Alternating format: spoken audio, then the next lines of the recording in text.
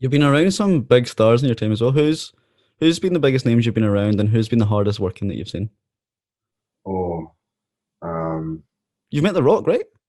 yeah, that was actually a really good moment. So it was in LA at the Staples Center, and they were filming Fighting with My Family, the Page movie. And right before Raw, they film Raw and Raw goes live. They do a show called Main Event, which is usually just like 30 minutes of just a couple of exhibition matches, just to kind of get the crowd warm. And then it's also content on the network and some other sites.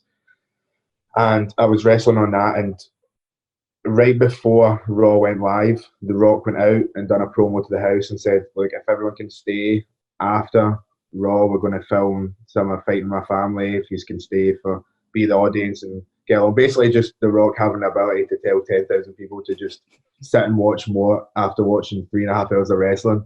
He's like, "Yeah, I'm The Rock. So you're just going to stay here for me." And they're like, "Yeah." So I had wrestled the last match on Main Event and came backstage, and it was maybe like 10 to 8 right before, or 10 to 5 even on the West Coast right before Raw went live. And just as I walked through the curtain, I bumped right into him. And I was like, "You're the Tooth Fairy! Oh my god!" And Man, he must have that was a looked real at cool you moment. like he must have looked at you like you were like a protein bar, like Yeah, 5'5", probably 30 grams of protein in them. something from Jumanji that he had to fight.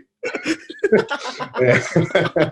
No, but he was really cool and asked me if I had a good time and looked fun, and yeah, that was a really good moment. He was just really cool to meet. I think that's a kind of out with wrestling, like he transcends so much, doesn't he? So Yeah.